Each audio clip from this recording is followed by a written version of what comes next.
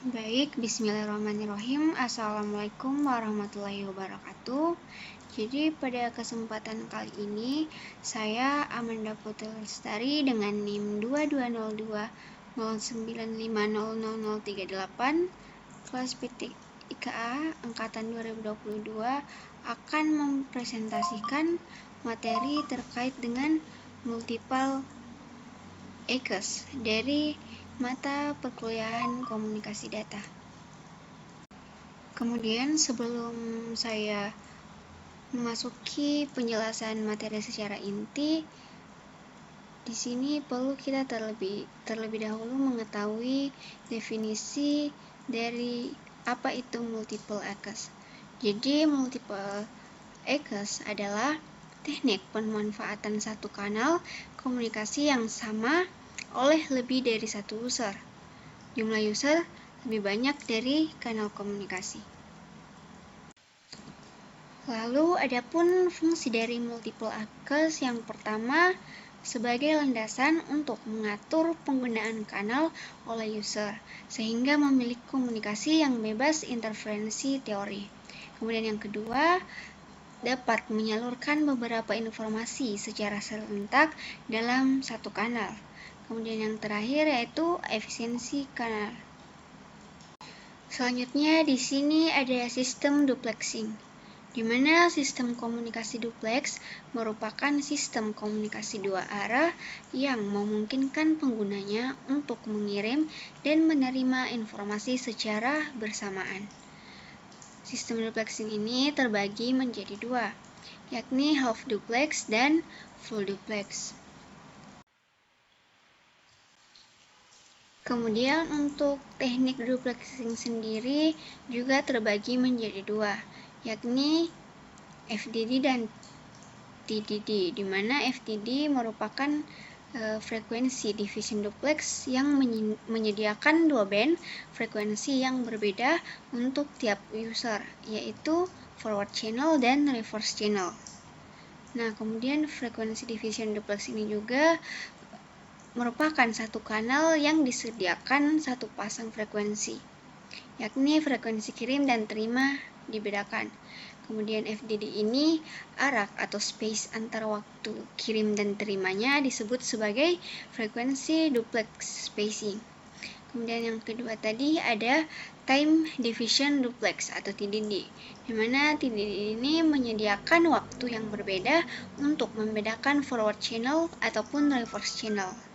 Lalu TDD ini juga menyediakan satu kanal pada satu pasang waktu, yakni waktu kirim dan terima dibedakan. Lalu dalam TDD ini juga frekuensi kirim dan terima besarnya sama.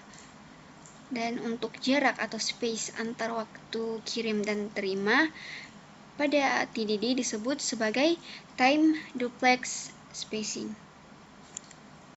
Kemudian adapun jenis-jenis dari multiple ACES, yang pertama ada FDMA, yaitu Frequency Division Multiple ACES. Kemudian yang kedua ada TDMA, yakni Time Division Multiple ACES. Dan yang ketiga ada CDMA, yakni Code Division Multiple ACES. Pertama-tama di sini saya akan membahas jenis multiple ACES yang pertama, yakni FDMA atau Frequency Division Multiple ACES, di mana FDMA ini menempatkan setiap user pada kanal frekuensi yang berbeda. Kanal frekuensi ini disediakan berdasarkan permintaan user yang menginginkan layanan. Nah, pada periode panggilan, tidak ada user manapun yang bisa menggunakan kanal frekuensi yang sama. Adapun kelebihan dari FDMA yakni yang pertama, jaringan komunikasinya sederhana dan tidak memerlukan network timing. Kemudian adapun permasalahan dalam FDMA yakni pertama, derau intermodulasi atau memerlukan filter yang baik. Kemudian yang kedua, sulit pengalokasian kanal sesuai kebutuhan traffic. Adapun karakteristik dari FDMA yakni pembagian kanalnya berdasarkan pembagian frekuensi. Lalu terdapat frekuensi agility, lalu continuous transmission, kemudian ada simultaneous transmission and reception, simultaneous transmission and reception. Kemudian FDMA ini juga mempunyai bandwidth yang lebih sempit. Kemudian lower transmissionnya overhead, kemudian high infrastructure cost, kemudian hand-off complexity, lalu sulit dan mahal untuk menyesuaikan dengan kemajuan teknologi, karena sangat banyak hardware yang perlu diganti untuk memenuhi teknologi barunya. Kemudian tidak fleksibel terhadap layanan-layanan baru.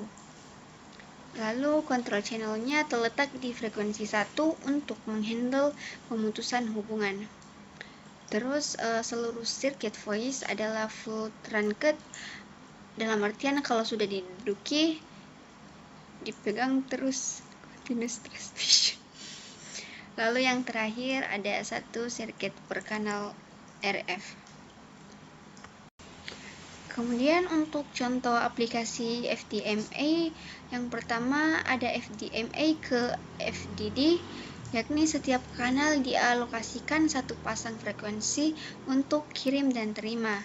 Kemudian yang kedua FDMA ke TDD, yakni setiap kanal dialokasikan satu pasang waktu atau frekuensinya sama untuk dikirim dan diterima.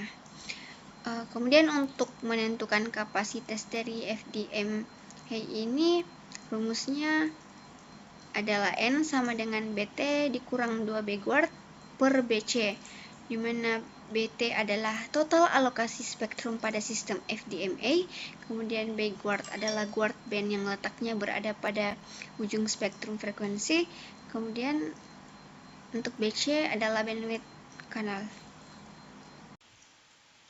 Kemudian jenis multiple access selanjutnya ada TDMA atau Time Division Multiple Access, di mana sistem TDMA ini membagi kanalnya menjadi beberapa time slot. Satu time slot digunakan oleh satu user untuk mengirimkan informasi maupun untuk menerima informasi. Dan sistem TDMA ini mengirimkan data dengan metode buffer and burst, sehingga proses transmisi dari tiap usernya tidak berlangsung secara kontinu. Kemudian ada pun contoh aplikasi dari TDMA, yakni TDMA ke FDD, yaitu setiap kanal dialokasikan satu pasang time slot dengan sepasang frekuensi yang berbeda untuk dikirim dan diterima. Adapun sifat-sifat dari TDMA, yang pertama untuk kelebihannya yakni efisien spektrum lebih tinggi dan tidak memerlukan kontrol daya. Dan untuk kekurangannya yakni signal recovery dan tidak efisien untuk trafik rendah atau overhead besar. Dan untuk karakteristik dari TDMA sendiri yakni pengalokasian kanalnya berdasarkan pembagian slot waktu. Lalu terdapat multiple circuit per RF carrier atau tidak diperlukan frekuensi agility. Lalu ada burst transmission, kemudian pemancaran dan penerimaan tidak kontinu dan dapat diatur secara bergantian. Kemudian bandwidth transmisi yang lebih lebar. Dan kanal TDMA ini memerlukan bandwidth yang lebih besar atau lebar dibandingkan dengan kanal FDMA tadi, karena dengan faktor kira-kira dengan kanal FDMA sama dengan jumlah sirkuit per carrier. Dan untuk TDMA ini dapat memperbaiki performansi akibat interferensi dari multipath fading. Lalu format transmit burst TDMA ini memerlukan bit-bit untuk sinkronisasi pada setiap burst. Lalu yang terakhir infrastructure cost. Hal ini yang merupakan keuntungan dari multiple access, karena infrastruktur cost ini memiliki beberapa kelebihan. Selanjutnya yakni jenis CDMA atau Code Division Multiple Access, di mana pada CDMA CDMA ini, semua user pada sistemnya menggunakan frekuensi carrier yang sama dan waktu pengiriman yang serempak. Dan setiap user memiliki kode pseudo-random yang berbeda dan saling ortogonal satu sama lain. Lalu, bandwidth pada sistem CDMA ini sangat lebar bila dibandingkan dengan bandwidth yang umumnya dibutuhkan untuk transmisi. Karena pelebaran bandwidth ini didapatkan dari perkalian signal message dengan bandwidth yang sempit dengan kode penebar yang memiliki bandwidth yang sangat lebar. Adapun karakteristik dari CDMA, yakni user pada CDMA menggunakan frekuensi yang sama. Sistem duplexing dapat menggunakan TDD maupun FDD. Lalu, meningkatnya jumlah user pada CDMA akan menaikkan tingkat noise secara linear. Kemudian, performansi sistem akan berangsur-angsur menurun dengan bertambahnya jumlah user dan akan naik bila jumlah user dikurangi. Kemudian, multipath fading akan terkurangi banyak karena sinyal disebar pada spektrum yang lebih lebar. Jika bandwidth dari spektrum lebih besar dari bandwidth koheren kanal, maka perbedaan frekuensi akan mengurangi efek small scale fading. Lalu, channel dead rate yang besar. Akan tetapi konsekuensinya durasi simbol akan sangat pendek dan biasanya akan lebih kecil dari waktu delay split kanal. Kemudian yang terakhir, karakteristiknya yaitu self-jamming, di mana self-jamming merupakan masalah pada CDMA, karena self-jamming meningkat jika spreading sequence dari user yang berbeda tidak benar-benar ortogonal.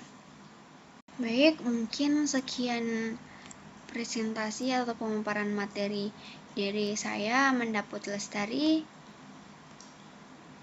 Saya ucapkan terima kasih. Wassalamualaikum warahmatullahi wabarakatuh.